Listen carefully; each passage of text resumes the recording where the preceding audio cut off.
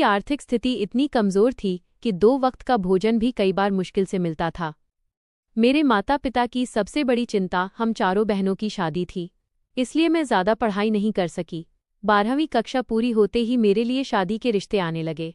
मैं देखने में सुंदर थी, गोरा चेहरा, बड़ी आंखें, लंबे बाल और शांत स्वभाव के कारण कई लोग मुझे अपने घर की बहू बनाना चाहते थे। एक दिन मेरे लिए एक अच्छा रिश्ता आया। युवक का नाम हार्दिक था। शहर में उसका अपना मेडिकल स्टोर था। उसके माता पिता अब इस दुनिया में नहीं थे। बस एक बड़ी बहन थी जिसकी शादी हो चुकी थी और वो अपने परिवार के साथ रहती थी। हार्दिक बहुत ही मेहनती, समझदार और अच्छे स्वभाव का था। जब हम पहली बार मिले तो उसने मेरे सामने कोई दिखावा नहीं किया। उसने सिर्फ इतना कहा, मुझे जीवन साथी के रूप में एक ऐसी इंसान चाहिए जो रिश्तों को पैसों से ज्यादा अहमियत दे। उसके शब्दों ने मेरे दिल को छू लिया। कुछ ही दिनों में दोनों परिवारों की सहमति से हमारी शादी तय हो गई। सादगी से शादी हुई और मैं हार्दिक के घर आ गई। शादी के बाद मुझे कभी ऐसा नहीं लगा कि मैं किसी नए घर में आई हूँ। हार्दिक मेरी हर छोटी बड़ी खुशी का ध्यान रखता था।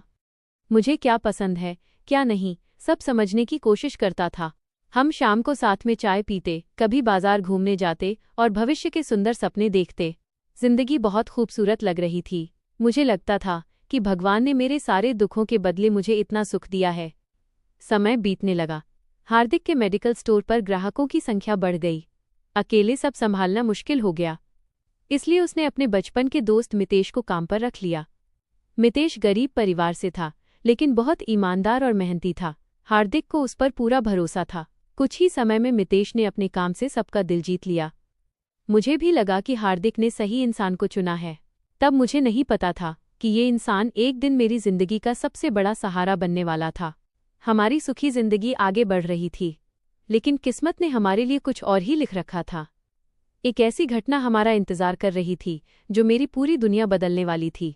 शादी को लगभग 1 साल पूरा होने वाला था।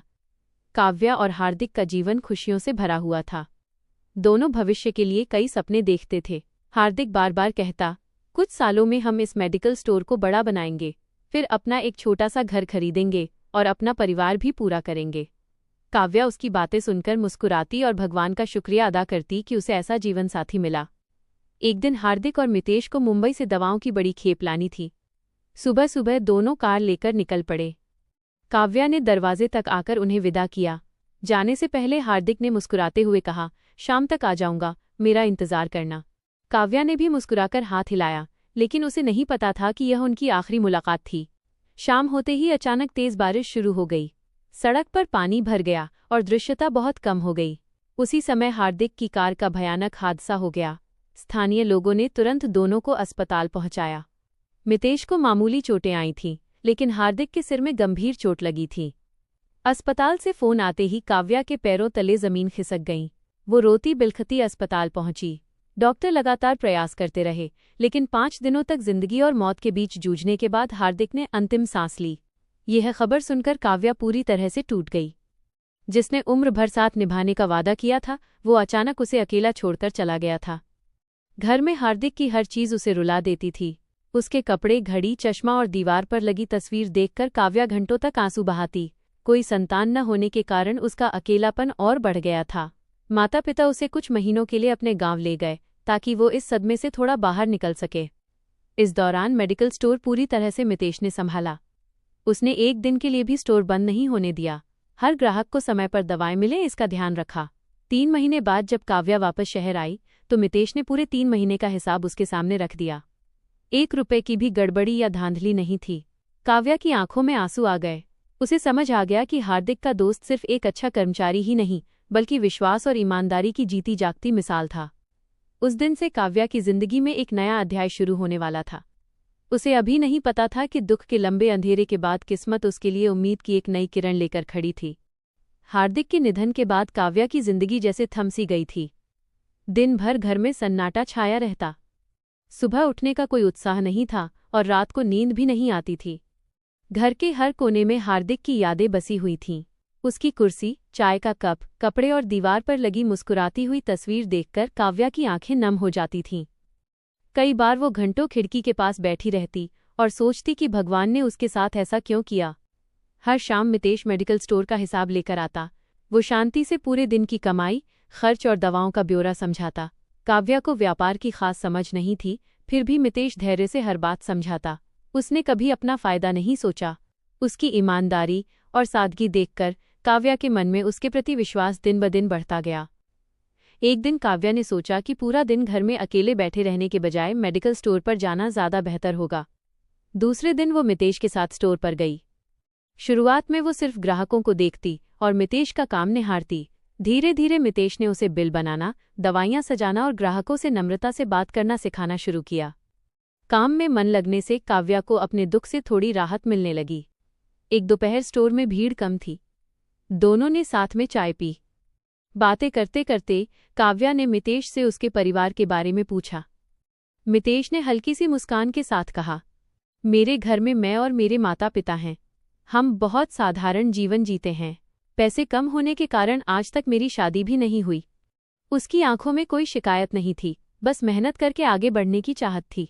काव्या ने पहली बार महसूस किया कि मुश्किलों के बावजूद भी कोई इंसान इतना शांत और अच्छा कैसे हो सकता है। समय बीतने लगा। अब काव्या हर रोज थोड़ा समय स्टोर पर आती। ग्राहक भी उसे पहचानने लगे थे।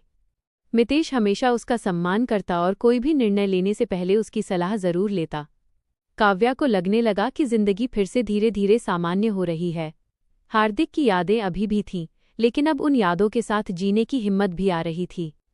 काव्या को अभी नहीं पता था कि किस्मत उसकी जिंदगी में एक और ऐसी परीक्षा लेकर आने वाली थी, जो मितेश और उसके रिश्ते को एक नई दिशा देने वाली। दिन धीरे धीरे बीतते गए। अब काव्या हर रोज कुछ घंटों के लिए मेडिकल स्टोर पर आने लगी थी। ग्राहकों से मुस्कुराकर बात करती, बिल बनाती और जरूरत पड़ने पर मितेश की मदद भी करती। काफी समय बाद उसके चेहरे पर फिर से मुस्कान देखने को मिल रही थी। मितेश को भी ये बदलाव देखकर खुशी होती, लेकिन वो हमेशा अपनी मर्यादा बनाए रखता। उसके मन में काव्या के लिए बहुत सम्मान था और वो कभी कोई ऐसी बात या व्यवहार नहीं करता था जिससे काव्या को असहजता महसूस हो। एक हफ्ते बाद अचानक काव्या की तबीयत बिगड़ गई। शुरुआत में उसे मामूली बुखार लगा, इसलिए उसने घर पर ही दवा ले ली। लेकिन शाम तक बुखार बहुत बढ़ गया। वो खड़ी भी नहीं हो पा रही थी। उस दिन काव्या स्टोर पर नहीं आई थी, इसलिए मितेश को चिंता हुई। स्टोर बंद करने के बाद वो सीधे उसके घर पहुंचा। काव्या का चेहरा उतरा हुआ था और शरीर बुखार से कांप रहा था। मितेश ने बिना समय गंवाए तुरंत उसे अस्पताल पहुंचाया। डॉक्टर ने जांच करने के बाद कहा कि काव्या को टाइफाइड हुआ है और कुछ दिन अस्पताल में भर्ती रहना पड़ेगा। ये खबर सुनकर काव्या एक बार फिर घबरा गई। उसकी देखभाल करने वाला कोई नहीं था। लेकिन मितेश ने शांति से कहा, आप कोई चिंता मत कीजिए। जब तक आप पूरी तरह ठीक नहीं हो जाती, तब तक मैं आपके साथ हूँ। उसके इन शब्दों से काव्या के मन में एक अनजानी शांति उतर आई। अगले 3 दिन मितेश ने दिन रात काव्या की देखभाल की। समय पर दवा देना, डॉक्टर के निर्देशों को सुनना, खाना लाना और ज़रूरत की हर चीज़ का ध्यान रखना, वो सब कुछ बिना किसी शिकायत के करता रहा। घर पर भी उसने सिर्फ इतना संदेश भेजा कि मालकिन की तबीयत खराब है, इसलिए कुछ दिन अस्पताल में रहना पड़ेगा। काव्या जब भी आंख खोलती तो मितेश को अपने पास ही खड़ा पाती। उसे पहली बार महसूस हुआ कि दुनिया में अभी भी ऐसे लोग हैं जो बिना किसी स्वार्थ के दूसरों का साथ देते हैं। कुछ दिनों बाद काव्या पूरी तरह ठीक होकर घर लौट आई। डॉक्टर ने आराम करने की सलाह दी थी। मितेश अपनी माँ के हाथ का बना सादा खाना हर रोज उसके घर पहुंचाता। काव्या दरवाजे के पास खड़ी होकर उसे देखती और मन ही मन सोचती कि भगवान ने शायद उसकी जिंदगी से एक सहारा छीन लिया था, लेकिन एक अच्छा इंसान उसकी जिंदगी में भेज दिया था। दोनों के बीच का विश्वास अब पहले से भी ज्यादा मजबूत हो रहा था और किस्मत धीरे धीरे उनकी जिंदगी को एक नए मोड़ की तरफ ले जा रही थी। काव्या अब पूरी तरह स्वस्थ हो चुकी थी। वो फिर से हर रोज मेडिकल स्टोर पे आने लगी। अब वो सिर्फ मालिक के तौर पर नहीं, बल्कि जिम्मेदारी समझने वाली इंसान के रूप में काम करती थी। मितेश भी हमेशा उसके साथ खड़ा रहता। दोनों के बीच विश्वास इतना बढ़ गया था कि एक दूसरे की बात अधूरी होने पर भी वे समझ जाते थे। ग्राहक भी कई बार कहते, आप दोनों की जोड़ी बहुत अच्छी लगती है। ये बात सुनकर दोनों बस हल्की सी मुस्कान दे देते, लेकिन अपने मन की भावनाएं किसी के सामने व्यक्त नहीं करते थे। एक शाम स्टोर बंद होने के बाद तेज बारिश शुरू हो गई। बाहर बारिश हो रही थी और दोनों अंदर बैठे चाय पी रहे थे। काफी देर तक कोई कुछ नहीं बोला। फिर काव्या ने धीमी आवाज में कहा, मितेश, हार्दिक के जाने के बाद मुझे लगता था कि मेरी जिंदगी यहीं खत्म हो गई, लेकिन तुम मेरे साथ खड़े रहे। तुमने मुझे फिर से जीना सिखाया। मैं ये एहसान कभी नहीं भूल सकती। मितेश ने शांति से जवाब दिया, मैंने कभी कोई एहसान नहीं किया। मैंने बस अपने दोस्त का घर और उसकी जिम्मेदारी संभालने की कोशिश की है। कुछ दिनों बाद काव्या के माता पिता शहर आए। उन्होंने पिछले कुछ महीनों से मितेश के व्यवहार को करीब से देखा था। उन्हें समझ आ गया कि मितेश सिर्फ एक अच्छा इंसान ही नहीं, बल्कि काव्या की जिंदगी का सच्चा सहारा बन चुका है। काव्या की मां ने एक दिन प्यार से पूछा, बेटा, अगर तुम्हारे और मितेश के मन में एक दूसरे के लिए सम्मान और भावनाएं हैं तो नई शुरुआत करने में झिझक कैसी? काव्या कुछ देर चुप रही, फिर उसकी आंखों में आंसू आ गए। उसने स्वीकार किया कि अब मितेश उसके लिए सिर्फ एक दोस्त नहीं रहा है। जब काव्या ने अपनी भावनाएं मितेश को बताईं तो मितेश थोड़ा सोच में पड़ गया। उसने कहा, मैं हार्दिक भाई को कभी नहीं भूल सकता, लेकिन अगर यह रिश्ता उनकी याद का अपमान नहीं बल्कि आपकी जिंदगी में फिर से खुशियां लाने का रास्ता बनता है तो मैं पूरी जिंदगी आपका साथ निभाने के लिए तैयार हूं।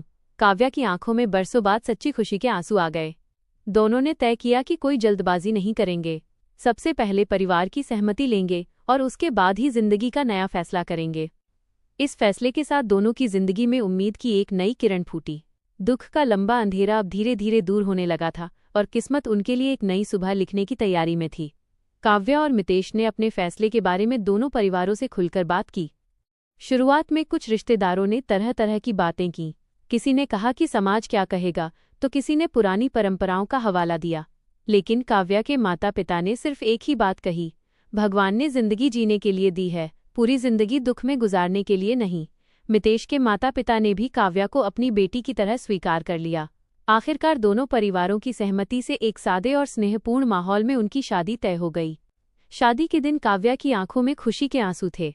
उसे हार्दिक की याद तो आ रही थी, लेकिन उसने मन ही मन प्रार्थना की, आप जहां भी हों हमें आशीर्वाद दीजिएगा। मितेश ने भी हार्दिक की तस्वीर के सामने सिर झुकाकर वादा किया कि वो काव्या को हमेशा सम्मान, प्यार और सुरक्षा देगा।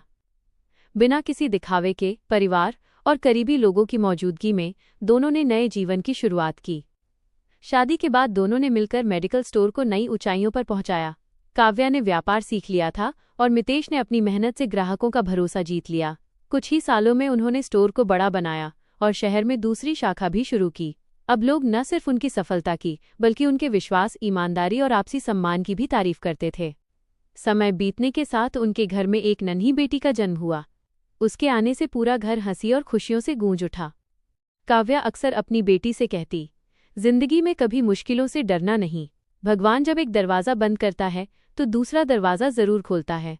मितेश भी हमेशा परिवार को पहली प्राथमिकता देता और काव्या के हर सुख दुख का साथी बना रहा।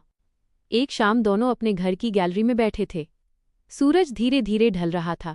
काव्या ने मितेश का हाथ पकड़कर कहा, मुझे लगता था कि मेरी जिंदगी वहीं रुक गई है, लेकिन आज समझ आता है कि हर अंत के बाद एक नई शुरुआत लिखी होती है।